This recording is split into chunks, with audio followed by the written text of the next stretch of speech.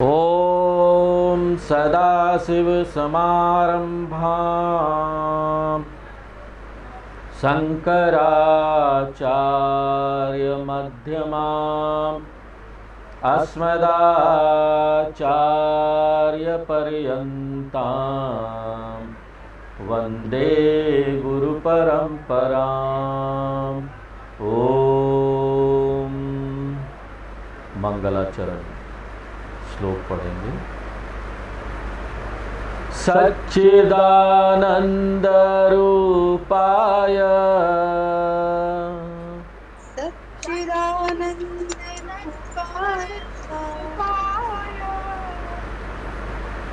विश्वोत्पत्ति आदि हेतवे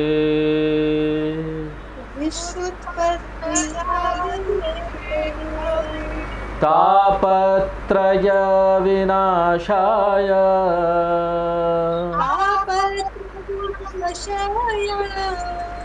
श्रीकृष्णाय वयं नुमः।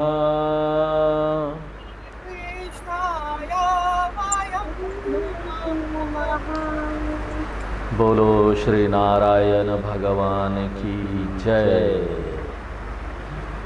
आज से हम लोग भागवत के पंचम स्कंद में प्रवेश करेंगे।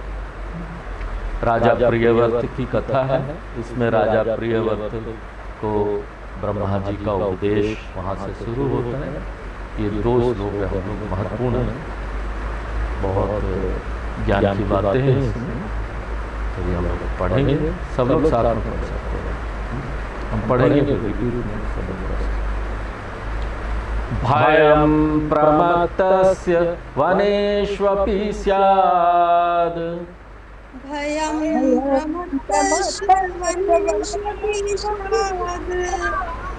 यतः स आस्ते सहसट् सपत्नः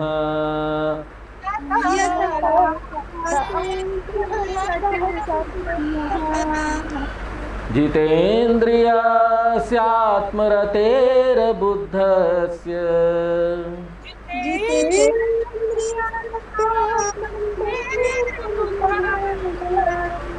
गृहाश्रम किं नु करोत्यवद्यम्।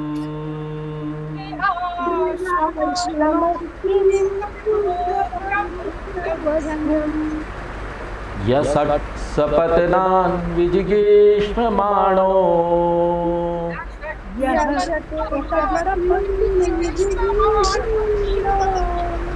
गृहेसि निर्वेश्य यतेत पूर्वम्।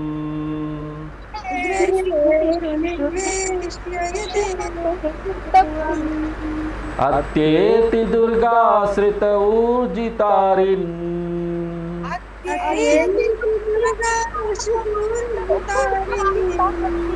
क्षीणेषु कामां विचरेद्विपश्चित्।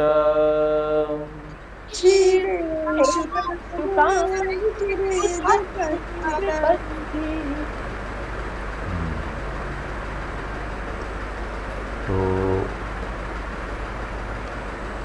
प्रथम स्कंद में हमने श्रोता और वक्ता के अधिकार को देखा। अधिकारित्वम यानी पात्रता। पात्र क्या होना चाहिए भागवत के श्रोता और वक्ता में। और देखो बड़ा सिस्टमेटिक सब चीज़, हमारे ग्रंथों में सब सिस्टमेटिक है। तत्वबोध में भी पात्रता से शुरू हुआ, यहाँ उसी प्रकार से भागवत में भी है। वेद व्यास जी ने लिखा है, और कोई और लिखा होता तो हम सोच सकते थे स्वयं नारायण भगवान के अवतार। तो प्रथम स्कंद श्रोता और वक्ता के अधिकार को बताता है। दूसरे स्कंद में हमने साधन देखा, साधन क्या है। और तीसरे स्कंद से ये 10 विषयों वाला पुराण शुरू होता है। 10 विषय क्या है इस पुराण के? श्रीमद् भागवत महापुराण के 10 विषय। इसमें पूरा भागवत पुराण में 10 विषय बताए गए। और वो 10 विषय क्या है एक बार रिपीट कर देते हैं। पहला है सर्ग, यानी पंच महाभूत, इंद्रिय, बुद्धि आदि तत्वों की उत्पत्ति का वर्णन। अब हम लोग तत्वबोध भी पढ़ रहे हैं ना, कंपेयर कर लीजिए। दूसरा है विसर्ग। पहला विषय क्या हुआ? सर्ग। दूसरा क्या हुआ? विसर्ग। विसर्ग में क्या दिया गया है? ब्रह्मा से लेकर स्थावर जीवों तक संपूर्ण चराचर जगत का निर्माण कैसे हुआ उसका वर्णन है। अब तीसरा क्या है? तीसरा विषय है स्थान, प्लेस, जिस जगह पर हम रह रहे हैं, पृथ्वी, ब्रह्मांड, गैलेक्सी, ये सब कैसे बना, ये सब क्या है, इसकी गहराई क्या है। एस्ट्रोनॉमी में जाएंगे हम लोग, साइंटिस्ट बनेंगे, एस्ट्रोनॉमिकल साइंटिस्ट, और खोजेंगे इस ब्रह्मांड को, इसके भीतर है क्या, कौन है इसके पीछे, इसका आधार क्या है, अल्टीमेटली ये सारी चीजें है क्या। स्थान, जहां पर ये सब प्राणी लोग रह रहे हैं। चौथा है पोषण, भगवान के विभिन्न अवतारों और उनके द्वारा जो यहाँ जीव बनाए गए हैं उसका भगवान पालन पोषण कैसे करते हैं। सृष्टि इससे पहले आ गया, कैसे सृष्टि, और उसके बाद आ गया स्थिति, पालन पोषण कैसे करते हैं। चौथा विषय स्थिति में आ जाएगा। हमारे त्रिदेव है ना, सृष्टि, स्थिति, लय करते हैं, सृष्टिकर्ता, स्थितिकर्ता, लय करता। तो आप 10 विषयों को देखेंगे ना, तो पहला ये जो हमने बताया वो सृष्टि में आ जाएगा, पोषण स्थिति में आ जाएगा। पांचवा विषय उति ही, उति यानी कर्मों के फल और विभिन्न प्रकार के जीवों की उत्पत्ति का वर्णन, उति। छठा विषय मनवंतरः, मनु, देव, ऋषि, भगवान के अवतारों के साथ साथ चक्र का वर्णन, समय का वर्णन, मनुवंतरः, मनु का ये जो टाइम जब आया, ये टाइम कैसे क्रिएट हुआ, टाइम का फंडामेंटल क्या है। बहुत समय लगा था आइंस्टाइन को ये सब समझने में, क्योंकि उनको नहीं पता था कि सनातन धर्म के लोगों ने, हमारे ऋषियों मुनियों ने एक टाइम प्रिंसिपल पर पहले ही खोज कर दी है। टाइम एंड स्पेस क्या चीज है, किस तरह से टाइम चलता है, कितना टाइम हर एक रियल में क्या होता है, आयाम, लोक, हर एक लोक में किस तरह से समय बदल जाता है। स्वर्ग का समय अलग, धरती का समय अलग। ये तो हम देखो यहां पर भी देखते हैं ना, किस तरह से हमारा समय बदल जाता है। दिन में तो 1-2 घंटा 3 घंटा ऐसा लगता है, अरे भाई 1-2 घंटा 3 घंटा है। हाँ, मन में दुख होता है तो लगता है अरे ये तो बहुत लंबा खींच रहा है। अब बड़ी खुशी होती है तो वो दिन लगता है अरे 1-2 घंटा तो कैसे बीत गए पता ही नहीं चला। समय बदल जाता है, अपने मन के विचार बदलते हैं तो उसके अनुसार हमारा समय बदल जाता है। रात को सोते हुए भी कई सालों का सपना देख लेते हैं, वो सेकंडों में होता है स्वप्न जो होता है। मनवंतर, ये टाइम के पीछे बहुत बड़ा फंडा है। इसलिए आइंस्टाइन भी इस टाइम में गए तो उन्होंने जो फंडा दिया अभी तक लोगों को समझ में ही नहीं आ रहा। Theory of relativity, time and space, मनवंतरः। उसके बाद 7वां विषय क्या है, ईश कथा, भगवान की लीलाओं और कथाओं का वर्णन, विशेष रूप से कृष्ण लीला का वर्णन। 8वां क्या विषय है, निरोध, भगवान में जीवों का लय और प्रलय का वर्णन। लय आ गया ना, सृष्टि स्थिति लय, यही है, पूरा रहस्य खोल देते हैं। ये एक साइंस है, भागवत धार्मिक ग्रंथ तो है, लेकिन कई चीज ऐसा बता देती है, रहस्य खोल देती है। जहां पर साइंस काम नहीं करता, रुक जाता है, वहां पर ये सब बता देती क्या रहस्य है इसके पीछे। 9वां विषय है मुक्ति, अल्टीमेट यही है, साइंस भी नहीं बताता इसके बारे में और बता भी नहीं सकता, क्योंकि साइंस के विषय से परे है ये। मोक्ष और आध्यात्मिक मुक्ति के मार्ग का वर्णन इसके अंदर है। ये 9वां विषय है। 10वां विषय क्या है? आश्रय। अल्टीमेट आश्रय कहाँ मिलने वाला है? अल्टीमेट शरण हमको कहाँ मिलने वाला है? अपने पिता के घर में, अपना home. Let us go, move to our home. ये होम नहीं है, जहां हम अभी खड़े हैं वो हमारा घर नहीं है। इसलिए तो संघर्ष होते रहता है, इसलिए तो दुख आता रहता है, मन नहीं लगता है, लगता है कुछ तो कमी है। इसलिए स्वामी चिन्मयानंद जी से किसी ने पूछा कि स्वामी जी, ये आप लोग बड़ा हरिओम हरिओम बोलते रहते हैं, इसका क्या अर्थ है? तो स्वामी जी बोलते हैं, अपने आप को दोहराते रहते हैं और दूसरों को भी दोहराते रहते हैं कि उनका लक्ष्य क्या है, याद दिलाते रहते हैं। हरि ओम। हरि ओम मतलब हरि, अंग्रेजी का HURRI, हरि HOME, होम माने जल्दी घर चलो। अभी घर में नहीं हो आप, आश्रय, घर चलो। और इन्हीं 10 विषयों को श्रीमद् भागवत पुराण में विस्तार से समझाया गया है। तो 5वां स्कंद में कौन सा विषय आने वाला है? तृतीय स्कंद से शुरू हुआ था ये 10 विषय। तृतीय स्कंद में सर्ग का वर्णन आया, चतुर्थ स्कंद में विसर्ग का वर्णन आया, अब 5वें स्कंद का प्रारंभ होता है, जिसमें इसमें स्थान का वर्णन। विदुर जी मैत्रेय ऋषि से कई प्रश्न पूछते हैं और उसमें भूगोल, खगोल, गैलेक्सी, ब्रह्मांड, एस्ट्रोनॉमी आदि के बारे में प्रश्न है। उन सब का वर्णन मैत्रेय ऋषि ने किया भी नहीं था, परंतु विदुर जी ने कहा, महाराज नमस्कार, अब मुझे और कुछ सुनने की आवश्यकता नहीं है। सुनते सुनते एक दिन ये सुनना ड्रॉप हो जाना चाहिए, तब समझना चाहिए हो गया काम अपना। जिस दिन सुनना ड्रॉप हो गया, हो गया।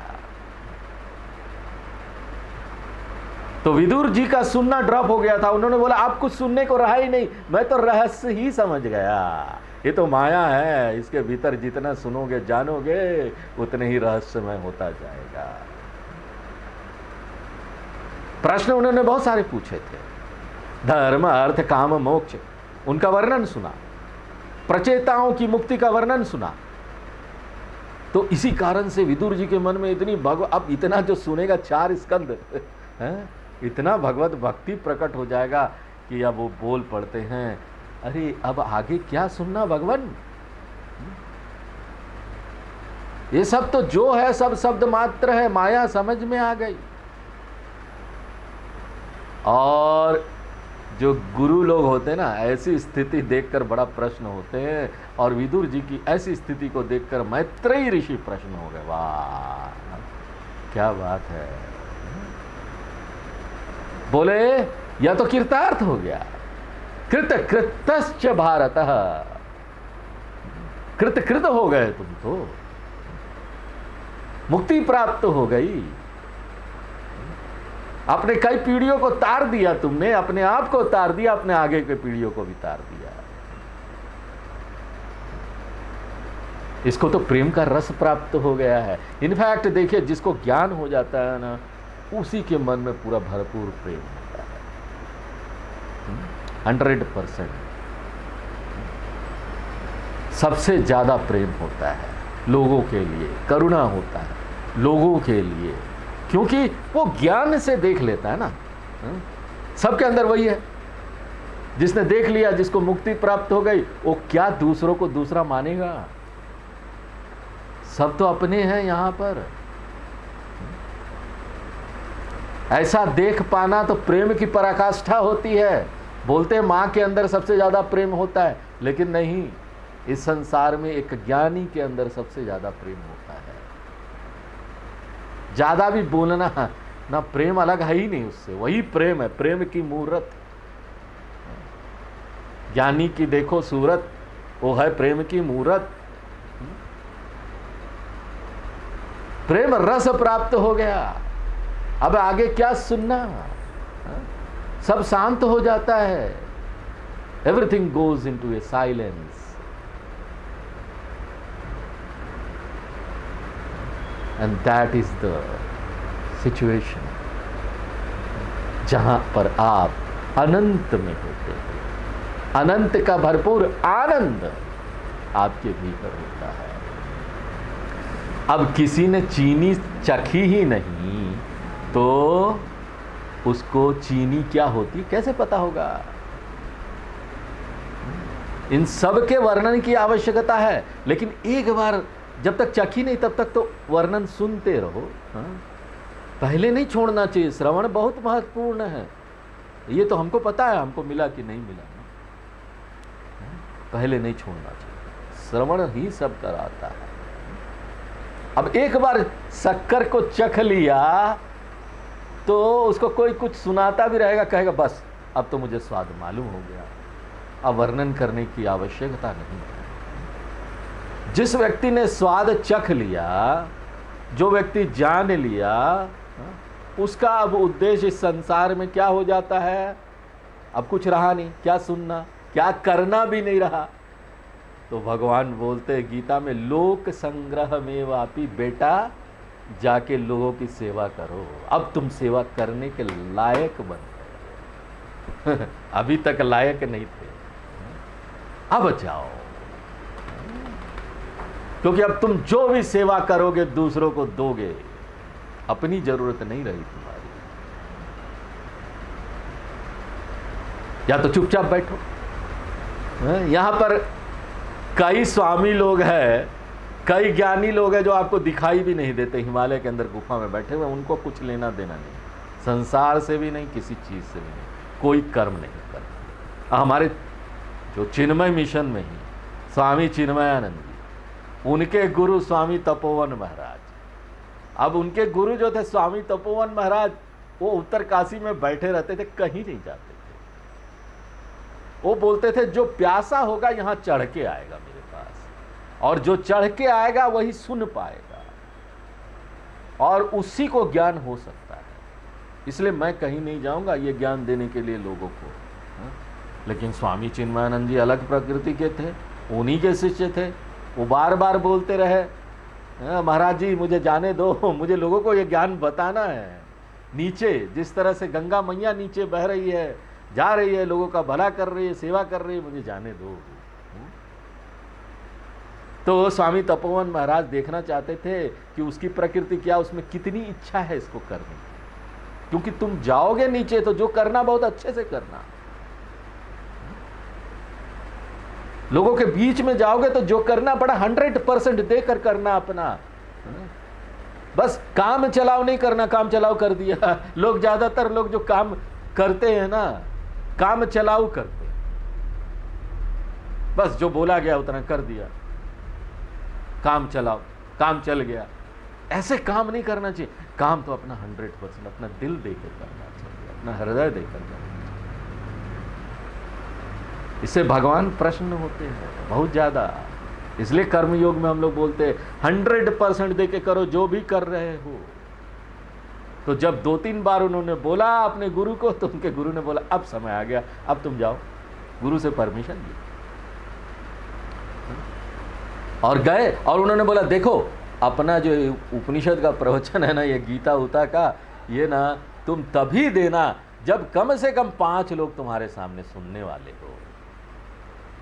तो उन्होंने बोला ठीक है, यही एक शर्त रखी। पूना से शुरू किया उन्होंने, एक छोटे से मंदिर में, लोग आते ही नहीं थे, कौन आया भैया सुनाने के लिए गीता उपनिषद, कौन सुनता है यार। छोटे मंदिर में बैठ गए, एक कपड़ा था, कुछ था नहीं उनके पास, ना कोई जान पहचान, ना कुछ, खाना पीना किसी प्रकार से मिल जाता। वो मंदिर में बैठे, एक आदमी आया, दूसरा आदमी आया, तीसरा आदमी आया, चौथा, 5वां आ गया। उन्होंने शुरू किया पूना अंग्रेजी में, और फिर पूरा पूना में फैलते गया। अरे कोई आया है जो अंग्रेजी में, उस समय अंग्रेजी में कोई नहीं बोलते, गीता उपनिषद ज़्यादा नहीं बोलते थे। वो सोचा अंग्रेजी में गीता उपनिषद चल रहा, भीड़ बढ़ता गया, कारवां बढ़ती गई, आश्रम बनता गया। क्यों? पूरा हृदय देकर उन्होंने काम शुरू किया था, लोगों की भलाई के लिए।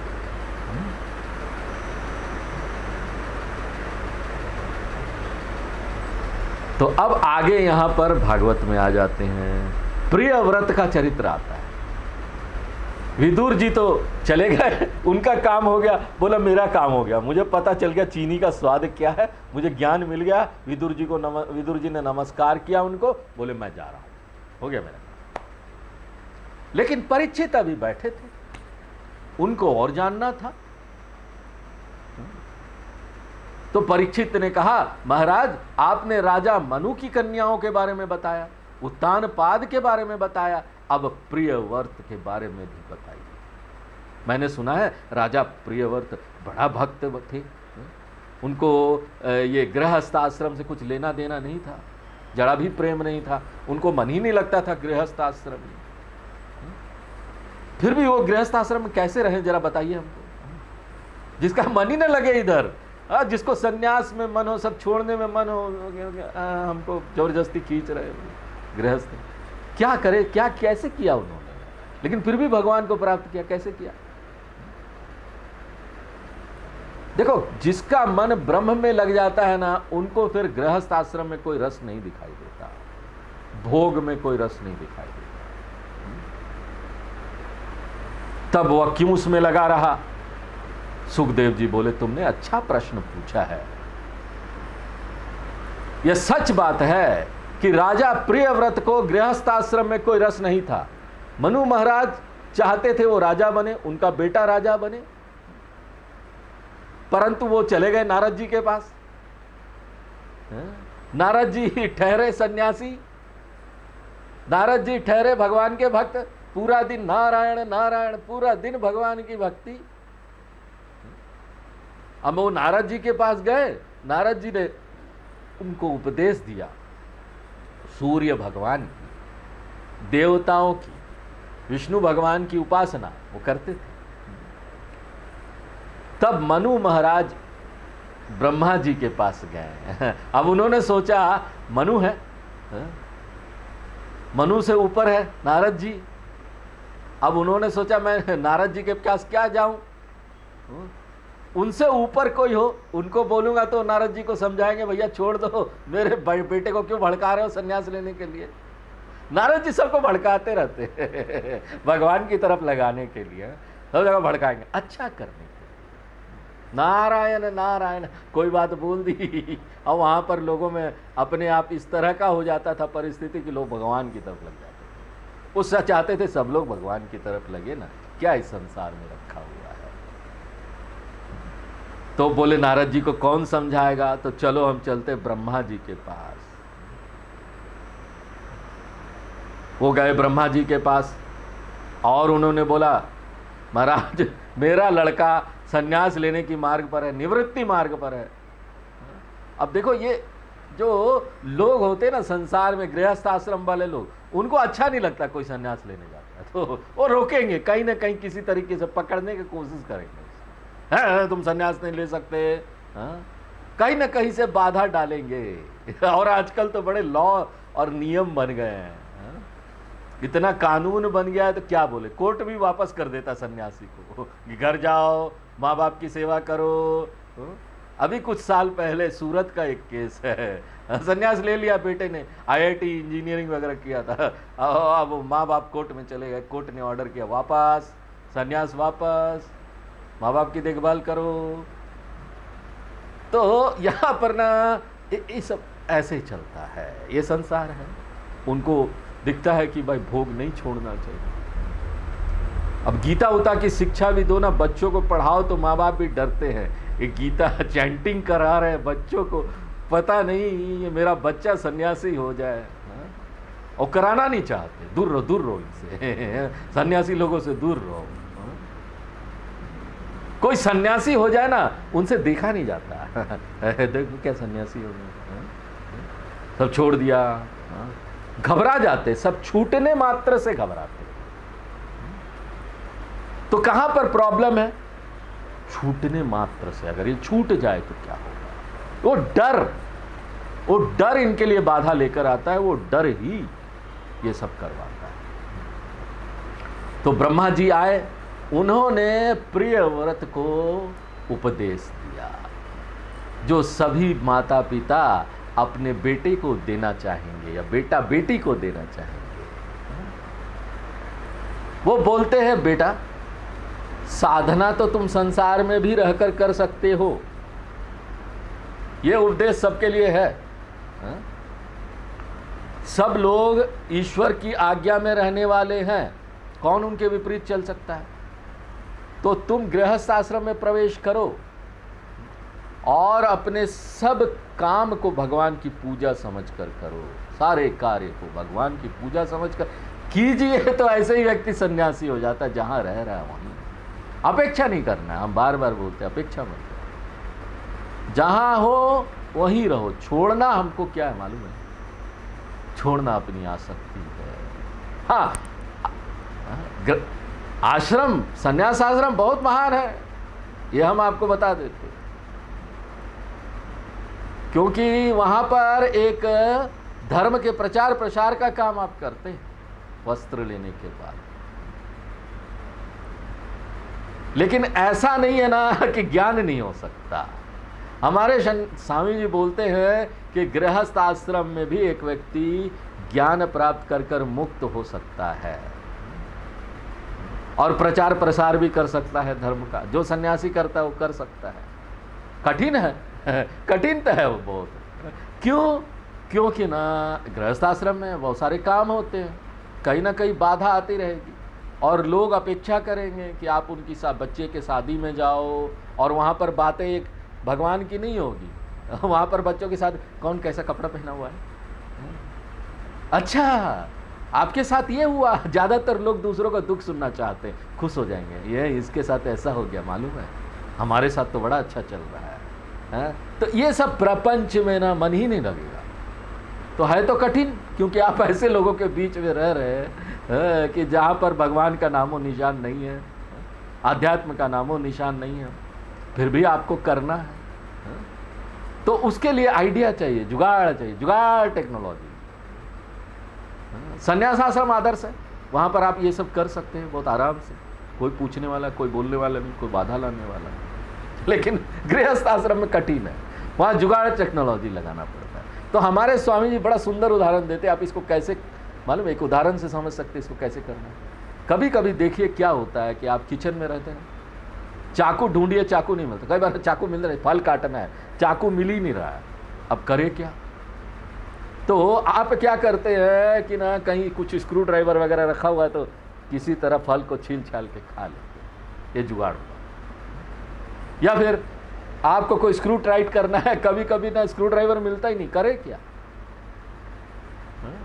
तो क्या करते, चाकू लेते, चाकू से कुकर का स्क्रू, पैन का स्क्रू सब चाकू से टाइट कर देते ना, जुगाड़ टेक्नोलॉजी। गृहस्थ आश्रम में रहकर आप, अगर आपको प्रचार प्रसार करना है, अगर आपको ज्ञान प्राप्त करना है, तो आपको जुगाड़ टेक्नोलॉजी लगाना पड़ेगा।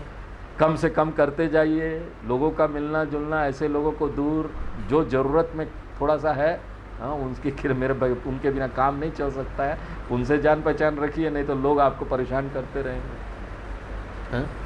तो इस प्रकार से थोड़ा थोड़ा करके करिए, फिर अपना साधना करिए। साधना हो जाए तो फिर आप जितने लोग, जब आपको ज्ञान होने लगे तो आप फिर बनाइए ना, जितने लोगों से संपर्क बनाना है, फिर आपको पता है किसके साथ कैसे डील करना है, किसके साथ व्यवहार कैसे करना, कैसे उसको, जब आप ये जान जाए ना कैसे एक व्यक्ति को भगवान की तरफ मोड़ना है, तो आप इस संसार में रहकर सब काम करते हुए कोशिश करते रहेंगे कि कैसे हमको लोगों को ना भगवान की तरफ मोड़ना है। क्योंकि भागवत में देखो सबका उद्देश्य यही है, हर व्यक्ति को आप भगवान की तरफ मोड़िए। सुखदेव जी, नारद जी, सब लोग एक परीक्षित जो भी भागवत सुन रहे हैं, सुना रहे हैं, उनका उद्देश्य क्या है, ब्रह्मा जी का भी उद्देश्य क्या था, सबको भगवान की तरफ मोड़ना, भागवत का उद्देश्य है।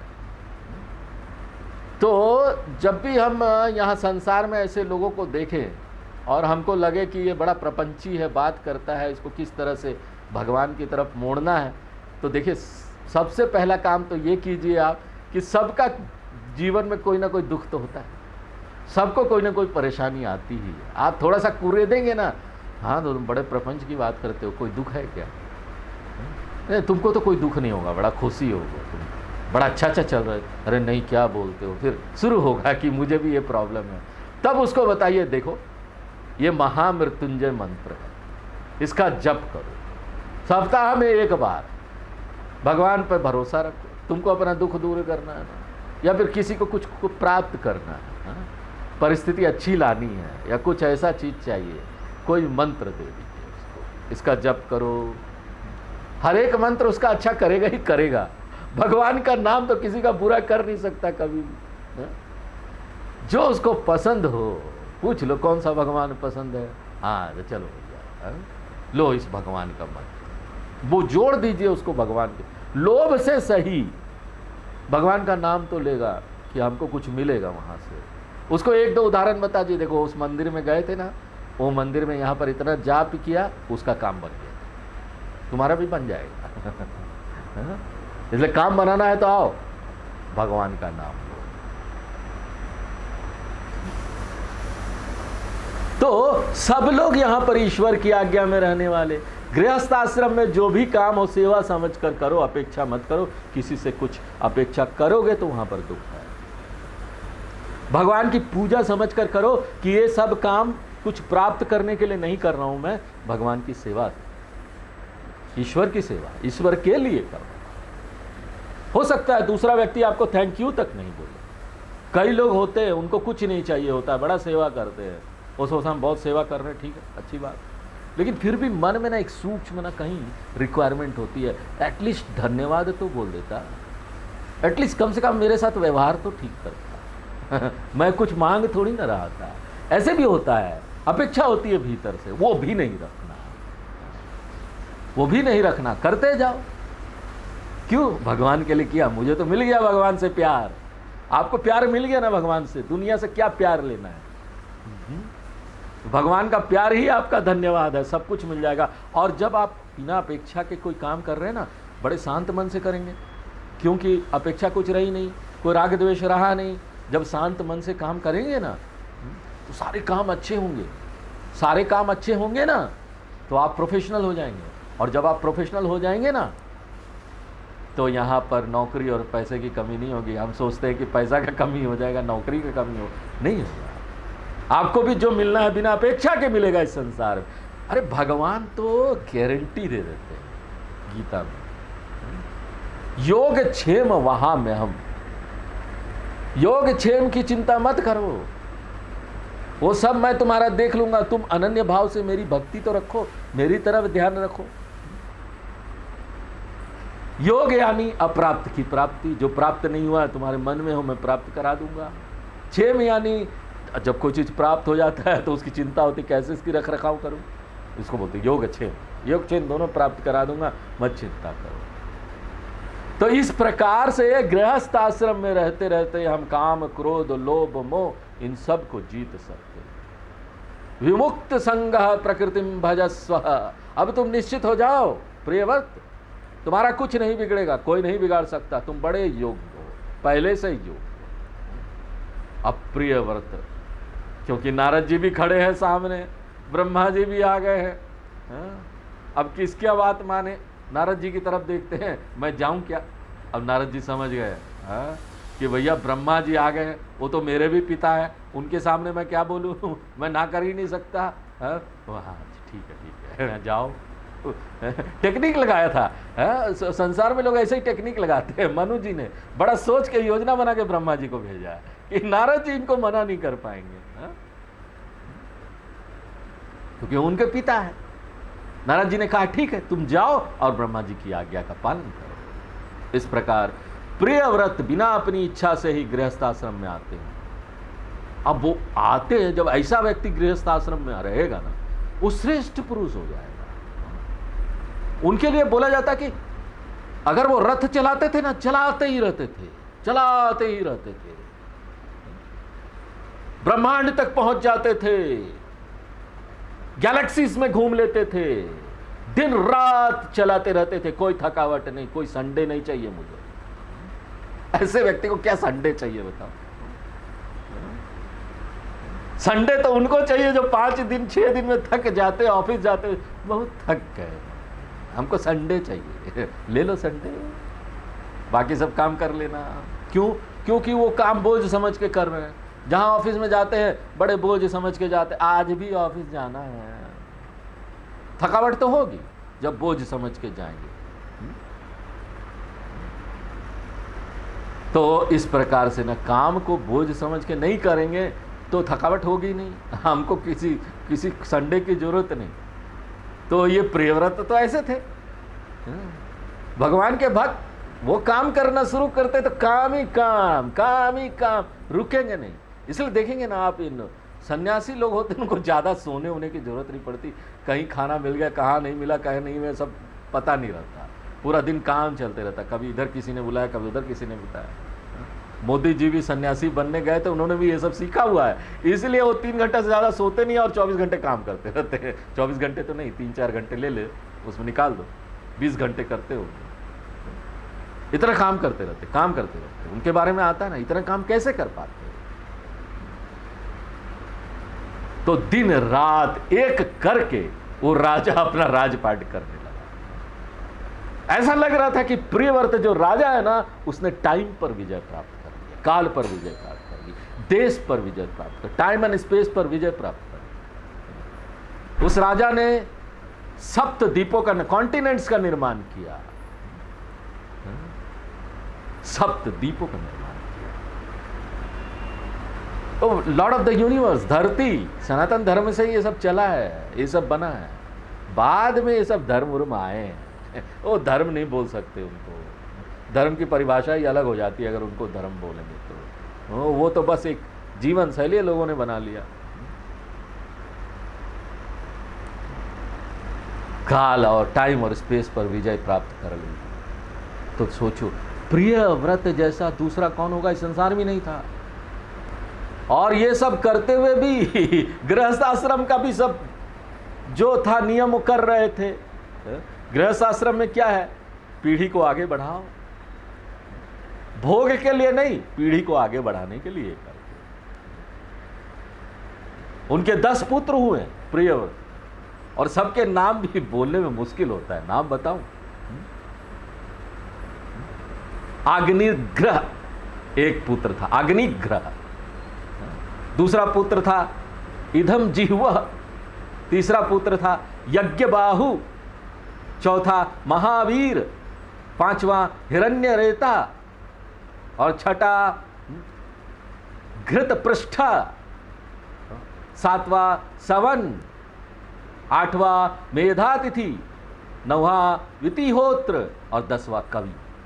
ये सारे 10 पुत्र हुए, जिनमें से 3 पुत्र महावीर, सवन और कवि वो ब्रह्मचारी हो गए, उनको कोई मतलब ही नहीं यहाँ पर संसार से। बाकी अन्य सभी पुत्र कर्म में लग गए, कर्म क्षेत्र में लग गए, एक निवृत्त मार्ग में चले गए, एक प्रवृत्ति में लग गए। प्रियव्रत ने भगवान की भक्ति करते हुए राज्य किया कि ये राज्य I am doing for the Lord, मैं भगवान के लिए कर रहा हूं। What ever I am doing for my lord. और ऐसा जब वो राज्य करने लगे तो बड़ा समृद्धशाली बन गया, सब जगह समृद्धि समृद्धि फैल गई। ये पूरे देश में हमारा फैलाना चाहिए इस चीज को। भगवान का कार्य समझकर सभी कार्य को कीजिए, गरीबी का नामो निशान नहीं रहेगा, गरीबी मिट जाएगी। हाँ, भागवत में ये है, हम नहीं बोल रहे हैं। हाँ? उस राजा ने ऐसा किया तो समृद्धशाली बन गया उसका राज्य। अगर हर एक व्यक्ति यहां पर ऐसा करने लगे तो समृद्धि भर भर के आएगी, किसी को कोई कमी नहीं रहेगा, गरीबी नहीं रहेगी। Everyone should do his work with full concentration, 100%, giving his 100%, भगवान का कार्य समझकर। और जब कोई ऐसा करेगा ना तो फिर किसी चीज की कमी नहीं रहेगी, गरीबी नहीं रह जाएगी, सब जगह सब बड़े बड़े सिटीज, कॉन्टिनेंट यहाँ पर बना दिए और सब समृद्धशाली, कहीं गरीबी का नामो निशान भी नहीं था। आज यहीं विराम देते हैं, आगे फिर अगले क्लास में देखेंगे क्या होता है। ओम पूर्णमदः पूर्णमिदं पूर्णात् पूर्णमुदच्यते पूर्णस्य पूर्णमादाय पूर्णमेवावशिष्यते। ओम शांति शांति शांति।